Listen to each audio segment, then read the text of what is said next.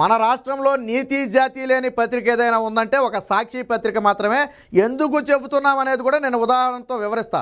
వివేక హత్య కేసులో దోషులుగా ఎవరున్నారు? సిబిఐ ఎవరిని అరెస్ట్ చేసింది? జగన్మోహన్ రెడ్డి సిట్టు విచారణలో కూడా ఎక్కడా టీడీపీ నేతలు కనపడలేదు కదా. మరి ఈరోజు నిన్న సాక్షిలో ఒక వార్త వచ్చింది. గతంలో ఏం రాశారు? నరాసుర రక్త చరిత్ర అని రాసి చంద్రబాబు చేతిలో గొడ్లు పెట్టారు కదా. ఇప్పుడు ఏం చేశారంటే చంద్రబాబు ప్లేస్లో దస్తగిరిని పెట్టారు. దస్తగిరి చేతిలో గొడ్లు పెట్టి కథ మాత్రం మొత్తం చంద్రబాబు మీదే. ఎందుకంటే ఇప్పుడు చంద్రబాబు ఫోటో పెట్టే దొమ్మ ఇక్కడ లేదు. ఎందుకంటే ఆల్రెడీ అవినాష్ రెడ్డి తండ్రి వెళ్ళి అరెస్ట్ అయి కూర్చున్నాడు. అవినాష్ రెడ్డి ఆల్రెడీ అరెస్ట్ అయ్యి బెయిల్ మీద బయట తిరుగుతున్నాడు. సిబిఐ రేపో మాపో ముగియడానికి సిద్ధంగా ఉంది. ఆ ఫ్యామిలీ మొత్తం ఇరుక్కుపోయింది, అది అందరికీ తెలిసిన విషయమే. కాబట్టి చంద్రబాబు ఫోటో పెడితే మొహం మీద కాంట్రీని చూస్తారని చెప్పి ఏం చేశారంటే దస్తగిరి ఫోటో పెట్టారు. పెట్టినప్పటికీ వీళ్ళ నీచపురాతులు ఎలా ఉంటాయో చూడండి. ముందు ఇక్కడ కొన్ని ఫోటోలు వేశారు కదా. ఎవరు ఫోటోలు? చంద్రబాబు ఫోటో వేశారు, ఆదినారాయణ రెడ్డి వేశారు, బీటెక్ రవి వేశాడు, సునీత వేశారు, ఆయన భర్త రాజశేఖర్ వేశారు కదా. సరే, ఈ ఫోటోలకి వివేక హత్యకి ఏమైనా ఇసుమంత సంబంధం ఉందా? మొదటి ప్రశ్న. ఈ ఫోటోలకి వివేక హత్య కేసుకి సంబంధం ఉందా? లేదు కదా. సిబిఐ విచారణ కాసేపు పక్కన పెడదాం. జగన్మోహన్ రెడ్డి ముఖ్యమంత్రి అయిన తర్వాత 2 సిట్లు వేశాడు. 2 సిట్టు తర్వాత సిట్టు మార్చి వేశాడు. 2 సిట్లలో కూడా వీళ్ళలో ఒక్కరి పేరు కూడా ఎవరూ చెప్పలేదే. సరే, సిబిఐ పక్కన పెడదాం కాసేపు. సిబిఐ విచారణ మీద నీకు నమ్మకం లేదు, వదిలేయి. నువ్వు 2 సిట్లు వేసావు కదా. ఆ 2 సిట్లలో ఎవరైనా ఉన్నారా? ఇక్కడ లేరు కదా. వాస్తవానికి ఇక్కడ జగన్మోహన్ రెడ్డి బొమ్మ ఉండాలి ఫస్ట్, తర్వాత అవినాష్ రెడ్డి బొమ్మ ఉండాలి, భారతీరెడ్డి బొమ్మ ఉండాలి. సరే, దస్తగిరి అంటే అందులో ఉన్నాడు కాబట్టి ఉండాలి. శివశంకర్ రెడ్డి బొమ్మ ఉండాలి.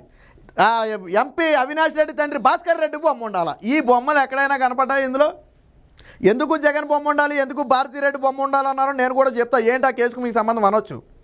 భారతీరెడ్డి పిఏకి సిబిఐ నోటీసులు ఇచ్చిందా లేదా? ఆ రోజు ఉదయం కాలుకు సంబంధించి 3 గంటల కాలుకి. అలాగే జగన్మోహన్ రెడ్డి ఓఎస్డీకి నోటీసులు ఇచ్చిందా లేదా? ఆ రోజు ఏం జరిగిందనే దాని గురించి, ఎన్నింటికి మీతో మాట్లాడాడు, ఎన్నింటికి జగన్మోహన్ రెడ్డికి కాల్ వచ్చిందనే వివరాల కోసం ఓఎస్డీకి కూడా ఇచ్చారు కదా. సరే, వాళ్ళు ఏదో వాళ్ళకి తెలిసింది చెప్పారనుకోండి, అది వేరే విషయం. కాబట్టి వారికి కూడా ఇవ్వాలి కదా, వారి ఫోటోలు కూడా వేయాలి కదా. మరి ఎందుకు వేయలేదు? ఇక ఏం రాశాడు చూద్దాం. ఆస్తుల కోసం సునీత అంట, అధికారం కోసం చంద్రబాబు అంట. గతంలో నరాసుర రక్త చరిత్రను రాసినప్పుడు ఈ సునీత లేదు. సునీత జగన్మోహన్ రెడ్డి చెల్లెలుగానే భావించాడు, ఆవిడికి అన్యాయం జరిగినట్టుగానే రాశాడు. కానీ ఇప్పుడు సునీత మీదే నిందనెట్టేశాడు ఆస్తుల కోసం అంట. ఇది పచ్చి అబద్ధం. వివేకానంద రెడ్డి బతుకున్నప్పుడే సునీతకు ఆస్తులు మొత్తం ట్రాన్స్ఫర్ అయిపోయాయి. ఆయన పేరు మీద మహా అయితే 2-3 కోట్ల రూపాయలు విలువైన ఆస్తులు కూడా లేవని చెప్పి స్వయంగా షర్మిలనే చెప్పింది. వాళ్ళ కుటుంబ సభ్యురాలు చెప్పింది. వేరొకటి చెప్తే అబద్ధం అనుకోవచ్చు. కుటుంబ సభ్యురాలు షర్మిలే చెప్పింది. ఆస్తులు మొత్తం ఎప్పుడో బదిలీ అయిపోయాయి. నిజంగా ఆస్తుల కోసం అయితే చంపాల్సింది సునీతని. ఎందుకంటే ఆస్తులు మొత్తం సునీత పేరు మీద ఉన్నాయి. చంపాల్సింది సునీతను. మరి వివేకానంద రెడ్డిని ఎందుకు చంపారు? 4 కోట్ల విలువ కూడా ఆస్తి లేనప్పుడు 40 కోట్లు సుపారీ ఇచ్చిన దౌర్భాగ్యుడు ఎవడు? 4 కోట్ల ఆస్తి కోసం ఎవడైనా 40 కోట్లు సుపారీ ఇస్తాడా? బుర్ర ఉండాలి కదా, కొద్దిగా అయినా బుద్ధి ఉండాలి కదా. 40 కోట్లు సుపారీ ఇస్తాడు ఎవడైనా? ఎవడు కదా. ఇకపోతే అధికారం కోసం చంద్రబాబు అట. మరి ఆ లెక్కన వివేకాన్ని చంపి ఆయన ముఖ్యమంత్రి అవ్వాలి. నువ్వెలా అయ్యావు? వివేకాన్ని చంపితే చంద్రబాబు అధికారంలోకి వస్తాడు అనుకుంటే సరే, జరిగిపోయింది కదా ఘటన. మరి చంద్రబాబు అధికారంలోకి రాలేదే. ఇది గతంలో ఆయన ముఖ్యమంత్రి ఉన్నప్పుడు జరిగిన ఘటనే కదా. మరి ఆయన అధికారంలోకి రావాలి కదా, ఎందుకు రాలా? ఇది నీతి జాతి లేని పత్రిక రాసే రాత. మరి ఇది సాక్షి దిగజారుడు అనాలో, భారతీరెడ్డి దిగజారుడు అనాలో నాకైతే తెలియదు. కానీ ఈ నీతి జాతి లేని పత్రిక రాసేది ఇది. ఇక ఏం రాశాడు చూడండి. వైఎస్ వివేకానంద రెడ్డి హత్య జరిగినప్పుడు ముఖ్యమంత్రి స్థానంలో అధికారంలో ఉన్న చంద్రబాబు నాయుడే ఇప్పుడు అమాయకంగా హత్య చేసింది ఎవరని అడుగుతున్నారంట. నాడు ప్రతిపక్షంలో ఉన్న జగన్మోహన్ రెడ్డి కూడా హత్య చేసింది ఎవరని అడిగాడు. మరి ఇప్పుడు హత్య చేసింది ఎవరైనా 5 ఏళ్ళు ముఖ్యమంత్రిగా ఉండి అడగలేదే? చంద్రబాబు నాయుడు 2 నెలలు ముఖ్యమంత్రిగా ఉన్నప్పుడు ఇక్కడ ఇంకోటి కూడా రాశాడు చూడండి. ఇది వారం రోజుల్లో తేలాల్సిన కేసు అని చెబుతున్న వివేక కుమార్తె నర్రెడ్డి సునీత హత్య జరిగాక 2 నెలల పాటు అధికారంలో ఉన్న చంద్రబాబు నాయుడిని ప్రశ్నించలేదు. అంతేకాదు హత్య చేసిన వాడి గురించి సరే ఈ అక్రమ సంబంధాలు ఇవన్నీ మీ దిక్కుమాలిన భోగోతాలు అనుకుంటే అది వేరే విషయం. ఏంటంట, 2 నెలలు అధికారంలో ఉన్న చంద్రబాబు నాయుడిని ప్రశ్నించలేదంట. చివరి 2 నెలల్లో ఎలక్షన్ కూడా ఉంది. చివరి 2 నెలల్లో అప్పటికే ఎలక్షన్ కమిషన్ నోటిఫికేషన్లు సిద్ధమైపోయి చివరి 2 నెలలు అది అసలు మాట్లాడే సమయమే లేని సిచ్యువేషను. అయినప్పటికీ చంద్రబాబు గారు దీని మీద ఒక సిట్ ఏర్పాటు చేశారు. సరే, చంద్రబాబు నాయుడు గారు 2 నెలల్లో ఏం చేయాలో సరే పక్కన పెట్టు. 5 ఏళ్ళు ముఖ్యమంత్రిగా ఉన్న జగన్మోహన్ రెడ్డి ఏం బీకాడు? గుడ్డి మీద ఏక బీకాడా? కోడిగుడ్డి మీద ఏక బీకాడా? 5 ఏళ్ళు జగన్మోహన్ రెడ్డి ముఖ్యమంత్రి కదా. 2 నెలలు రాయడానికైనా సిగ్గు ఉండాలి కదా. 2 నెలలు చంద్రబాబు నాయుడు అధికారంలో ఉన్నప్పుడు అడగలేదని చెప్పావు.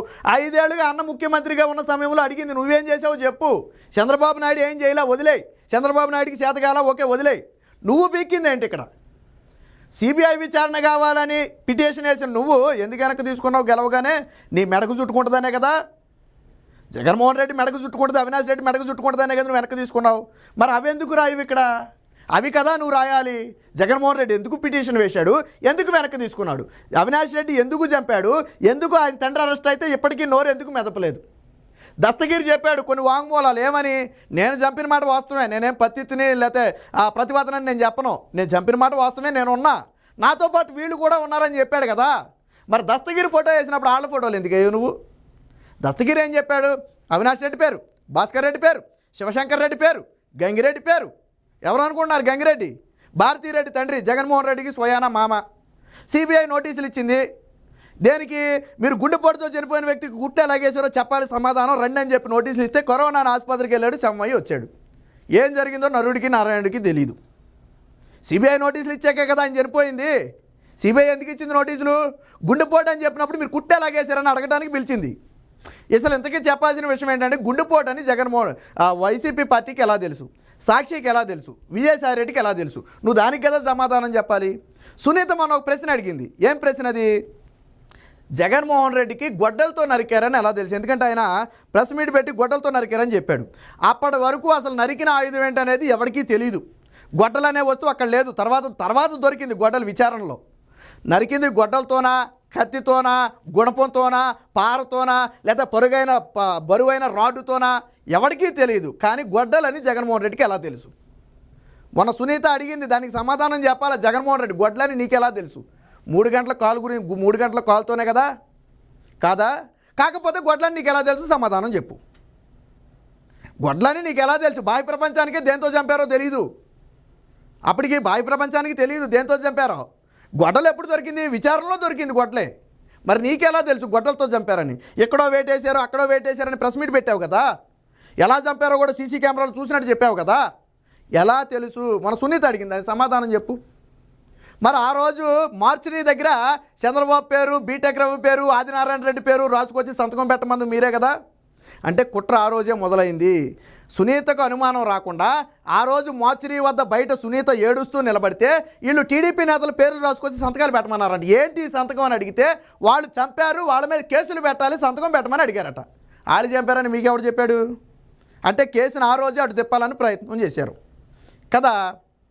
మార్చిని వద్దే మీ శవరాజకీయాలు మొదలైపోయినాయి. మీ శవరాజకీయాలు. సునీత చెప్పింది కదా, శత్రువులు మన చుట్టూ ఉంటారు, గుర్తించడానికి టైం పడుద్దని. అలాగే మీరందరూ ఆవిడ చుట్టూ ఉంటే మీరేదో మంచి చేస్తున్నారు అనుకున్నారు.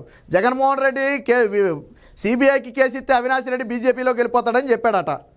ఎందుకు చెప్పాడు? ఈ కేసు సిబిఐకి ఇవ్వడానికి అవినాష్ రెడ్డి బీజేపీలోకి వెళ్ళడానికి సంబంధం ఏంటి అంటే, జగన్మోహన్ రెడ్డి పరోక్షంగా ఇందులో అవినాష్ రెడ్డి ఉన్నాడని ఒప్పుకున్నాడు. నా మీద 11 సిబిఐ కేసులు ఉన్నాయి, 12వ కేసు అవుద్ది, పోయేదేమీ లేదు అన్నాడట. అంటే అందులో ప్రత్యక్షంగానో పరోక్షంగానో నా పాత్ర కూడా ఉందని చెప్పి జగన్మోహన్ రెడ్డి ఒప్పుకున్నాడు. సునీత దగ్గర జగన్మోహన్ రెడ్డి ఒప్పుకున్నాడు. పోని నేను సునీతతో ఆ మాట అనలేదు అని జగన్మోహన్ రెడ్డిని బయటకు వచ్చి చెప్పమానండి. నేను ఆ మాట అనలేదని బయటకు వచ్చి చెప్పమానండి, చెప్పే దమ్ముందా? ఒక నీతి జాతి లేని పత్రిక రాసే రాతలు ఎలాగ ఉంటాయి అంటే ఈ విధంగా ఉంటాయి. అసలు ఈ కేసుతో వీళ్ళెవ్వరికీ సంబంధం లేదు. 5 ఏళ్ళు ముఖ్యమంత్రిగా జగన్మోహన్ రెడ్డి ఉన్నాడు.